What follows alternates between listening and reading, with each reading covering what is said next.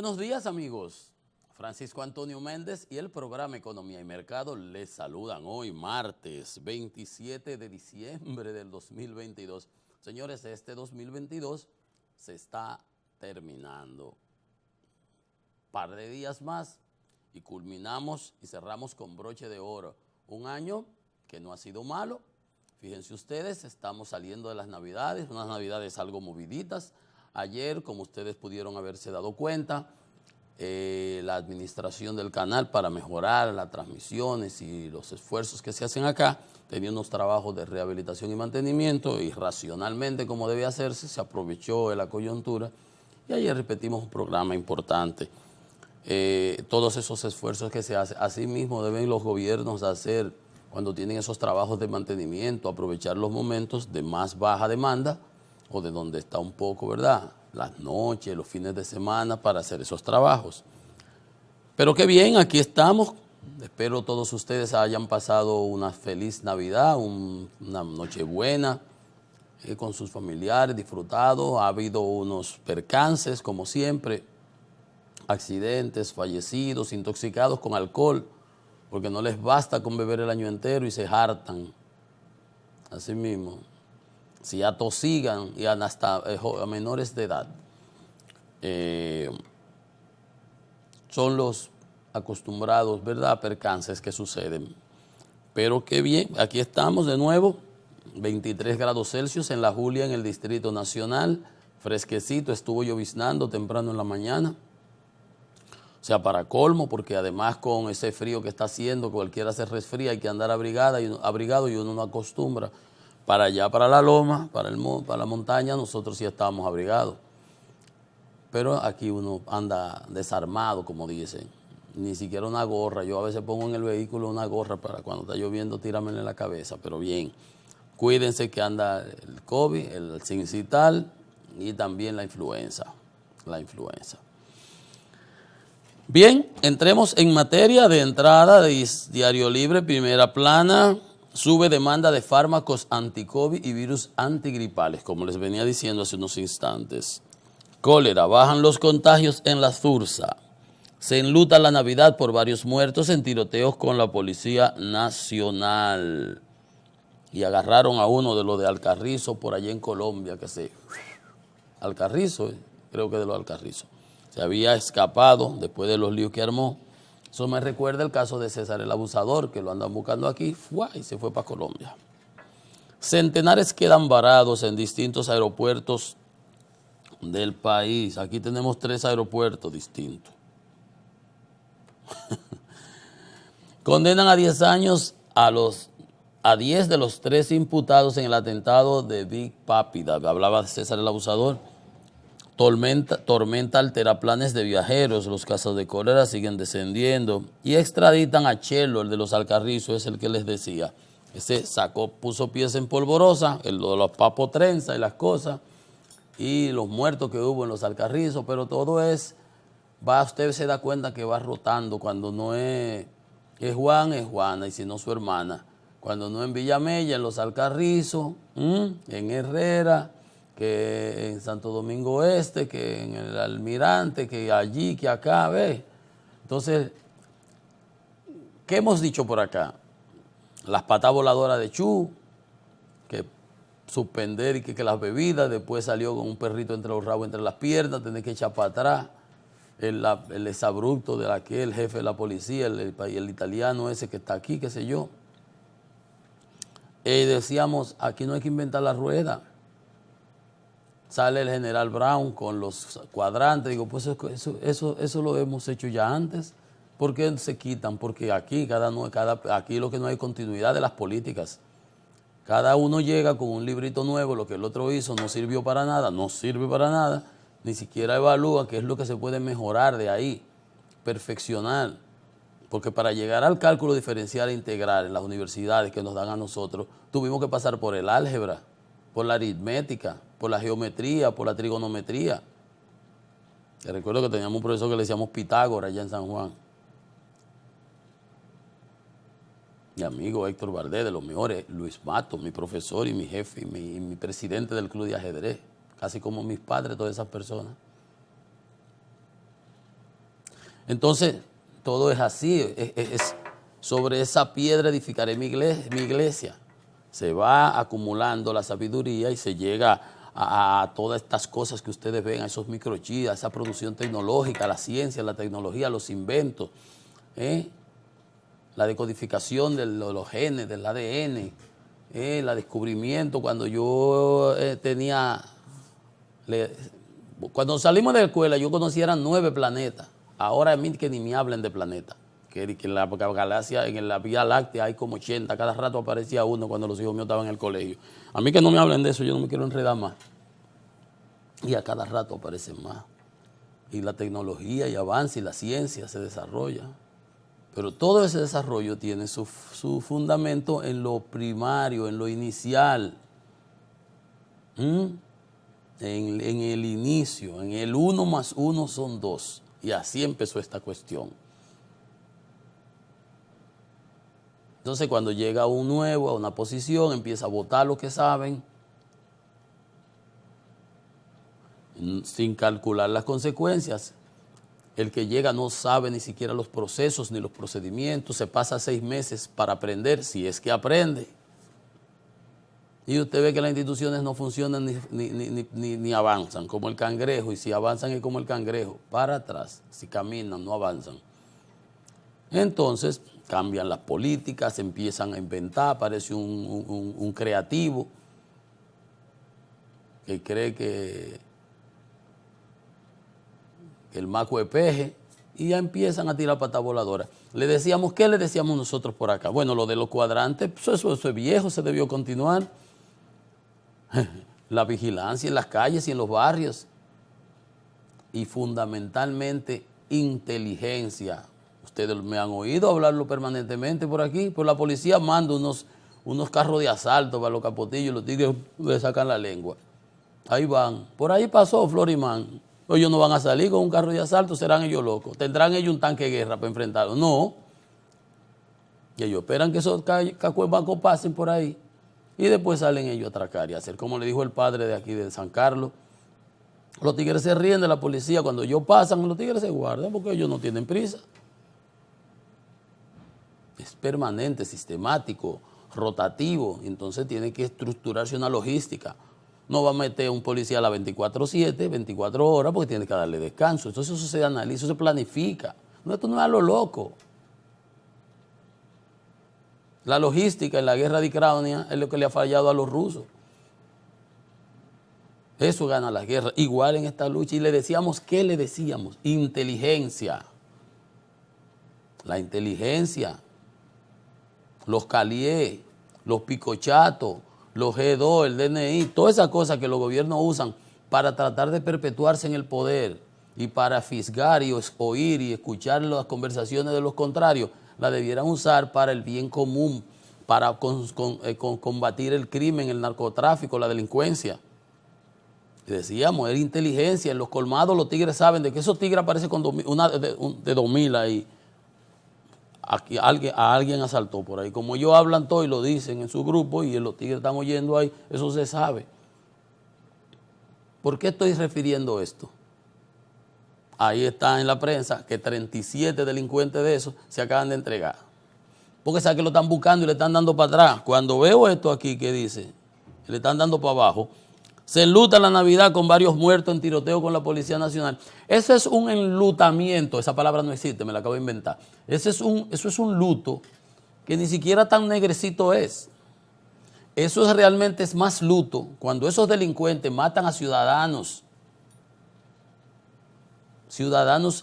pacíficos, para asaltarlos, para agredirlos, esos delincuentes. O sea que ese es un lutico ahí, ese es un lutico. No es que estemos apoyando nada de eso, pero para que la muerte llegue a mi casa, que llegue a la de allá. No es que dice un refrán. Los estados no pueden ceder el poder de la coerción, de la autoridad. Pero al que no da le dan, decíamos en tenis. Y ellos nos estaban dando a nosotros, al garete, a la ciudadanía, inventando, tirando patas voladoras, interior y policía, y chuloqueando, cuando se sabía aquí lo que hay que hacer. Aquí lo saben todos, se lo dijeron los jefes de la policía. enlutan la Navidad por varios muertos en tiroteo con la Policía Nacional. Bueno, ese es un lutico ahí. Y lo dejo de ese tamaño. Entonces, ¿por qué se están entregando esos tigres? Ah, pero con fichas todos. El que se tira en la... Porque decía yo, ¿cómo es que se operan en la calle un tipo que asalta que lo matan ahí asaltando una compraventa en Capotillo, con 4 fichas? Pero papá, ¿y cómo es? ¿Y quién es quien se encarga de imponer la autoridad? Pero no es solamente darle persecución a esos tigres y enfrentarlos en el terreno en que ellos elijan, pero no es solamente eso. Pero como dije ayer en estos días, ¿acaso usted no puede? Yo dije comer chicle y masticar. Es caminar y masticar chicle. Usted puede hacer las dos cosas a la vez. Darle cajeta a estos tipos, usar la inteligencia para cherry pick, como dicen en inglés, cherry pick, que tú la coges ahí, elige este, elige este, lo vas seleccionando y lo vas agarrando y lo metes preso. Y si no se quieren entregar y sacan su pistola, entonces tú le entras con la ametralladora. Pero inteligencia, pero también ponerle la cancha en el barrio y destinar ayudas sociales y trabajadores sociales y facilitarle la vida. O sea, es todo un paquete integral, pero si no haces nada, ni una, ni otra, ni la otra, nos comen las bandas. Miren Haití, lleno de bandas, miren El Salvador, ¿qué ha tenido que hacer Bukele? Medidas extraordinarias y la gente se quejan. La ortodoxia de los derechos humanos y los derechos fundamentales de los ciudadanos, todas esas cosas están muy bien, pero cuando usted vive esa realidad que vivían en El Salvador con las maras salvatruchas, yo fui a un proyecto, a ver unas inversiones en Guatemala, y vamos por una calle que hace como un pantalón, y allá veo un cuartel de la policía, y le pregunto al taxista, o sea, un cuartel y con sacos de arena alrededor del cuartel. Le digo, ¿y eso? Y no, cuando los tigres vienen a sacar los tipos que cogen presos, tienen que apertrecharse, le traen los sacos de arena con ametralladora. Oye, digo, pero eso es un estado de sitio, una guerra.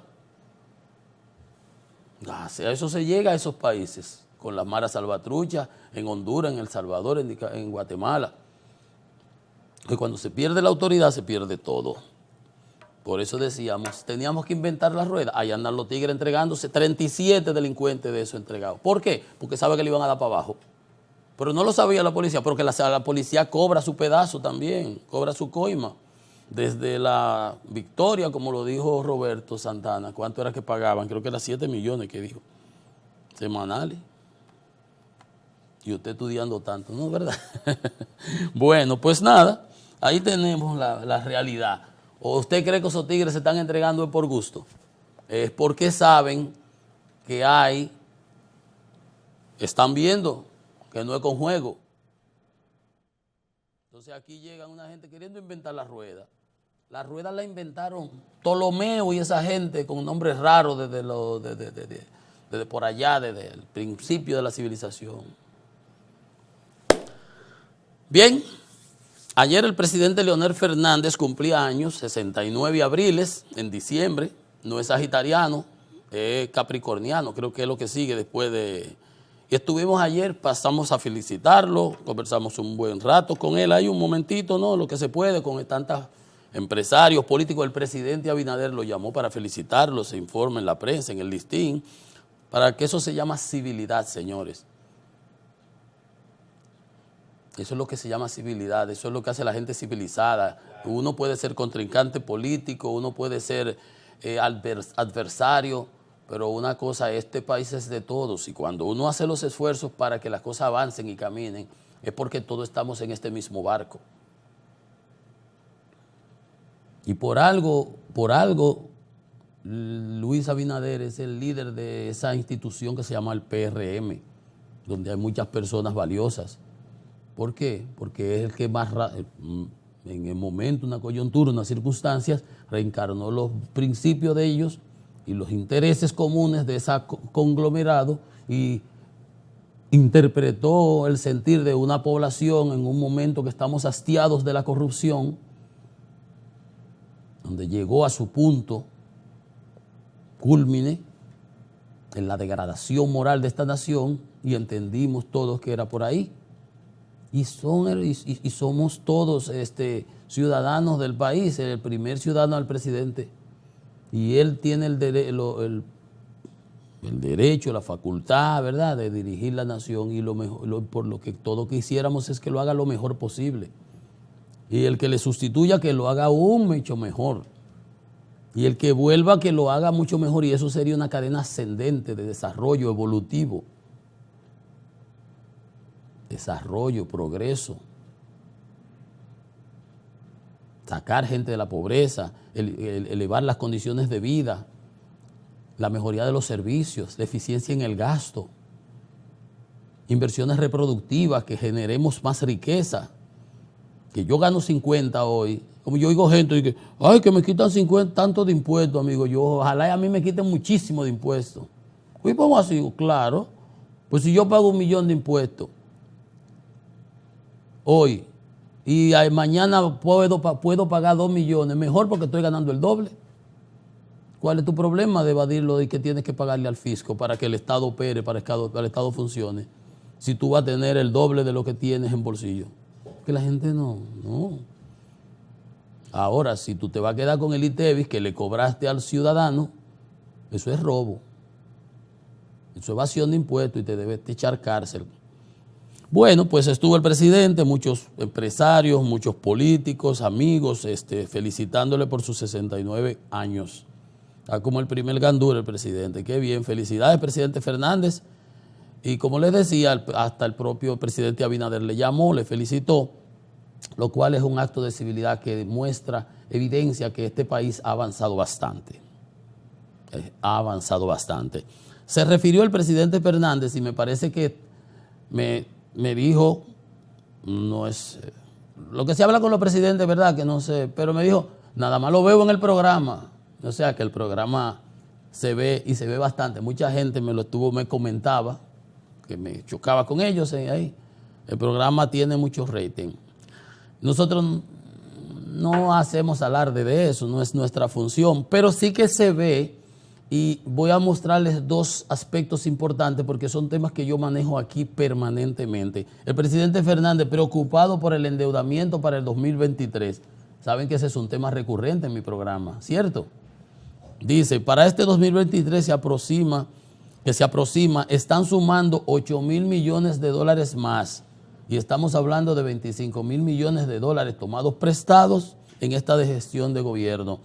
Este es un tema que yo manejo y que este año va a ser complicado porque los tres motores que empujan la economía mundial, el presidente Fernández es un hombre de vanguardia, está informadísimo, lee la prensa internacional, es un hombre que le encanta leer. Cuando sale de viaje, lo que trae viaje, libro. Entonces, Europa, Estados Unidos y China están teniendo problemas, posiblemente, vamos a esperar. Pero, por eso les digo que el programa se le da seguimiento. Me consta que ha habido programas particulares que se les han llevado a líderes sobre temas que han tocado. No voy a decir más de ahí. Pero, ustedes ven que ese tema de la deuda, aquí lo manejamos, trabajamos, entramos en aspectos hasta conceptuales y de análisis, ¿verdad? Y yo escribí un artículo reciente sobre el tema de la deuda y el desarrollo, financiamiento y el desarrollo, pero hay otro tema que yo aquí no dejo pasar. ¿Y cuál es? El de la baja ejecución presupuestaria del gobierno en cuanto al gasto de capital. Así como ven el programa, como lo está viendo el presidente Fernández, pues miren, me parece también que le está echando su ojito el presidente Abinader.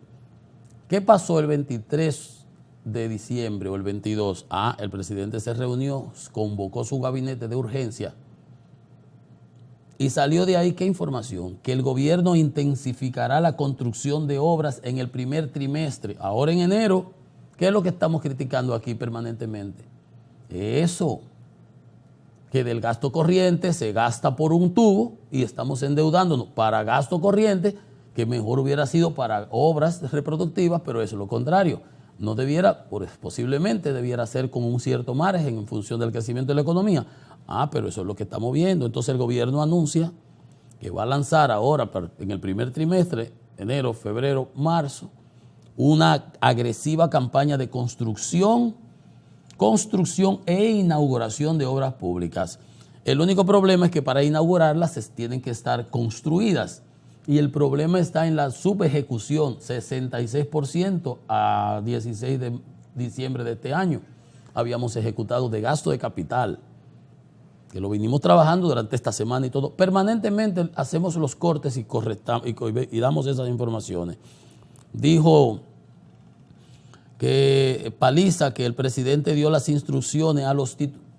Póngale atención a esto. El presidente dio las instrucciones a los titulares de las instituciones encargadas de realizar las obras para que ejecuten la mayor parte del presupuesto en la construcción pública, para que ejecuten la mayor parte del presupuesto en las construcciones públicas. Eso y una poesía es lo mismito.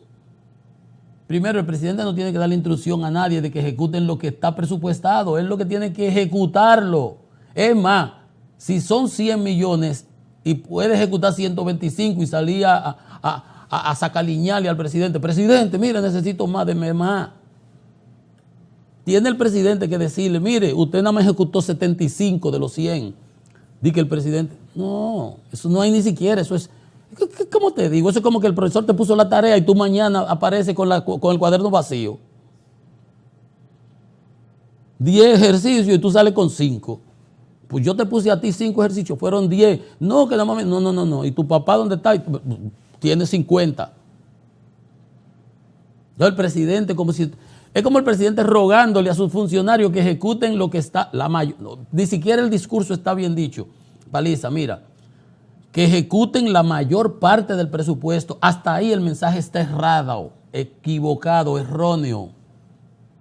La mayor parte, ¿qué significa la mayor parte? La mayor parte fue lo que se ejecutó ahora mismo, 66% es el mayor que 32, 34 lo que falta. Esa es la mayor parte. Ven, como dice el verbo lo es todo, la palabra, el mensaje. Los líderes tienen que saber hasta mandar el mensaje. Y el mejor mensaje es un trompón en la mesa y un boche. Pero usted es un incompetente. Como yo dije en una reunión, ay, se armó un lío. Una gente, ustedes lo que son unos incompetentes. Mierda, se acabó la reunión ahí mismo. Y era verdad que en enero el gobierno comenzará una ruta de inauguraciones. Paliza, para inaugurar hay que construirla. Claro, si se ejecutaron con ese 66% y hay 2 o 3 sobritas, pero hay que ejecutar las 200. Ministerio de Economía ayer aprobó 444 obras, 424. ¿Para qué? Si no la van a ejecutar. Pero fíjense ustedes lo importante, por lo menos, el discurso está mal, el mensaje está erróneo. Es correcto, pero el mensaje no lo dice como es, para que ejecuten la mayor parte del presupuesto. No la mayor parte del presupuesto, para que ejecuten el presupuesto a la totalidad. Que no le quede un chele de su presupuesto para el año, para el trimestre que sea. Eso es eficiencia. Dice el ministro que él recordó que las instituciones... Oiga, porque es que nos estamos leyendo la carta entre gitanos. El ministro recordó que las instituciones ejecutaron la mayor parte de sus presupuestos en los proyectos pendientes. Y esto es asunto de la mayor parte. Es que es total que tienen que ejecutar el presupuesto, señor. Entonces, por eso es que yo les digo que este programa está haciendo su papel. Porque esas cosas que nosotros analizamos aquí, decimos, están llegando, y esa es la idea. Y no es ni criticar al ministro de Obras Públicas, ni al de la UISOE. UISOE existe, lo quitaron, al final yo ni sé. No importa, el de vivienda, el de aquí, el de allá. Lo que queremos es que las autopistas, las calles estén reparadas, pero no cogiendo 140 millones de dólares del BID para rehabilitación de carretera cuando tenemos un fideicomiso, RD Vial. Es que no es así. Entonces, cuando hacemos esas críticas, las hacemos constructivamente. Primero, para que se entienda, si acaso no se entendió lo que se dijo aquí, para que se entiendan que eso no está bien dicho, no es para que ejecuten la mayor parte del presupuesto, no, es para que ejecuten la totalidad del presupuesto. Para eso se presupuesta, para eso se pone. Eso, ejecutas el doble de gasto de corriente y entonces de gasto de capital no. Papá, ¿qué pasa? De 10% que pone de gasto de capital, lo que ejecuta es un 66%, 6%. Eso no da ni para nada. Entonces, ¿qué vas a inaugurar si nos los estamos comiendo todo? Pero el hecho de que el presidente convoque su Consejo de Ministros y ponga ese tema en la palestra como prioridad y que el gobierno arranque el primer trimestre con eso más arriba del moño, eso es importante. Eso es importante porque eso puede garantizar que crezcamos este año 2023 4.5, 4 y tanto, como dicen los organismos. Pero si no invertimos, si las tasas de interés suben, si la inversión privada se cae, si la construcción sube un 15% su costo, no vamos a poder llegar. Entonces, qué bueno que el gobierno por lo menos lo puso en su agenda y me parece a mí que hay por lo menos, eso evidencia que hay una comprensión, un entendimiento de que esa, lo venimos diciendo del año pasado, bueno, fue en este 2022, pasó en el 21, lo repetimos ahora de nuevo, vamos a entrar al 23 y cuando acabemos el 23, ojalá y no estemos en diciembre diciendo lo mismo. Porque es que nosotros tenemos una deuda social acumulada. Entonces usted no puede dejar de que se acumulen. Para empezar, eso es bulto y antimovimiento. Por más que usted haga, por más que usted inaugure, las demandas son ad infinitum prácticamente. Siempre van a existir una cañada, un callejón que hay que pavimentar, que hay que tirarle una gravilla, que hay que quemarla, los hospitales en el desastre, ¿verdad? Siempre hay muchas cosas, o sea que usted no se puede dormir en sus laureles. Así como la democracia es un proceso en construcción, el desarrollo es un proceso evolutivo permanente, evolutivo e involutivo. Pues también puede ser que sea para atrás, que caminemos como el cangrejo. Depende de las políticas que se apliquen. Correcto. Y sus resultados. Miren, señores, un barco turístico en el puerto de Sanssouci tuvo que dejar 2 turistas ingleses, la firma, el crucero Saga Spirit, ancló con 2 personas enfermas y los ingresaron en la clínica Abreu y después siguió hacia Jamaica. Parece ser 2 turistas ingleses con el COVID. Pero para que ustedes vean que el COVID no se ha alejado y llega por un lado o por otro. Por otro lado, China, se estima los análisis, yo no sé si lo que llegué a comentar aquí, que deben haber ahora mismo contagiados 250 millones de chinos. El tema, los crematorios son las funerarias. Ellos creman a las personas, es su cultura budista, budista. Y llenos, saturados, los hospitales, los sitios donde de expendio de medicamentos desapareciendo de los estantes, los anaqueles vacíos, porque ellos han abierto su política anti-COVID cero. A partir del 8 se podrá entrar, no se va a exigir una cuarentena. Si usted llegaba a China, tenía que pasar 5 días en un hotel especializado hasta poder salir a las cosas. Entonces yo lo que entiendo es que donde hay que ponerle una revisión es a los que vengan de China. Ya los pasajeros no tendrán que solicitar un código verde, se va a eliminar el límite al tráfico aéreo que se ha restringido a menos de un 5% de lo que era para el 2019, antes de la pandemia. Y eso, imagínate, si los vuelos, porque es una manera de controlar, y cuando tú ibas a China, tienes que echar 5 días en un hotel y luego 3 en la residencia, etcétera. Los vuelos se encarecieron, un sinnúmero de cosas.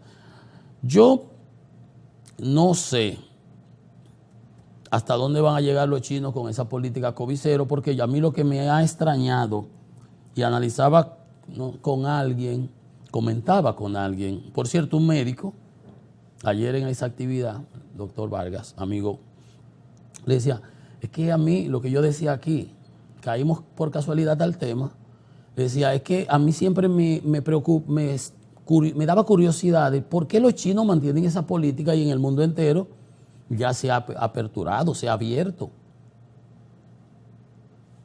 Y ellos con eso y esa política, con todas esas medidas y un sinnúmero de cosas más, hasta que vino el Mundial, murieron esos 10, no pudo llegar a bombero y empezaron las protestas. Se ve que las protestas fueron porque lo que se veía es mucho. Y en una sociedad como la China, donde todo es escondido, donde el Estado lo domina todo y lo oculta y lo tapa todo, las cosas eran muchísimo peor. Ustedes pueden estar seguros que era en magnitudes, en otra escala. Pues bien, echan para atrás todo y ahora tienen este desastre. Yo decía, una razón, o la vacuna eran carabelitas y no sirven.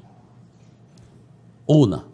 Dos, segunda razón, podría ser que la eficacia cae y cae rápido, dependiendo la vacuna que sea.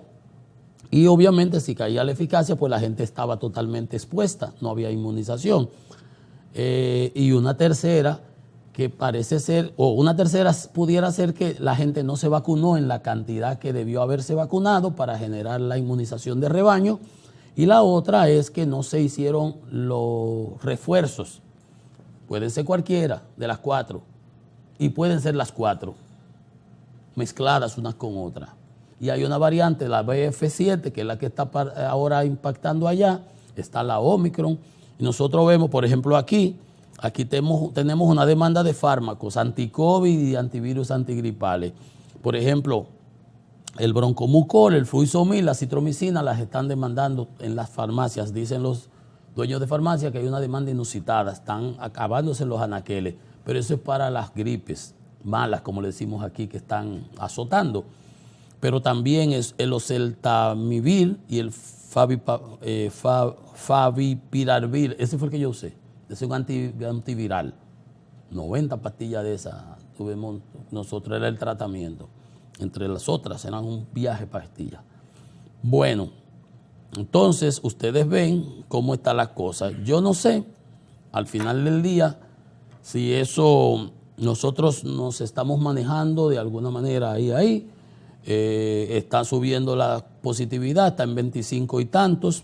Pero no es una cosa, digamos, que fuera del control, Vamos a esperar que siga así y cuando digo fuera del control, cuando busca uno las razones, para el año pasado, diciembre, 31, enero, la positividad estaba en 25, 30% y los hospitales estaban repletos. Hoy tenemos positividad de 25 y no tenemos los hospitales repletos. ¿Cuál es la razón? Pues digamos que contrario a lo que pasa en China. La gente aquí se puso la Pfizer, se puso la AstraZeneca, se puso la misma China, se puso refuerzos. Por ahí va a andar la cosa. Digo, eso dicen, por ejemplo, los doctores José Joaquín Puello y otro señor, el de vacunología, el director de la asociación, decía que una de las razones de que no estén saturados es que las personas que se han fallecido o se ven graves son las que no tienen esos refuerzos. Entonces, si uno infiere y correlaciona lo que pasa allá con esto de acá, ve una relación inversa entre una cosa y la otra. Allá, saturados los hospitales, los crematorios, están muriendo muchas personas. Aquí, lo contrario. ¿Cuál sería la razón? Yo ya ahorita analicé 4 de las posibles causas. Uno está prácticamente partiendo del sentido común para esos análisis porque no dispone de la data real y precisa. Pero se ha sabido, siempre se supo, que las vacunas pierden eficacia en el tiempo y que por eso es que hay que hacerse su reboost, ¿no? Su refuerzo. Como a los niños que se le pone anual, a los perritos que se le pone... Tal vacuna se le pone a los 6 meses y después a los 6 meses después hay que repetírsela.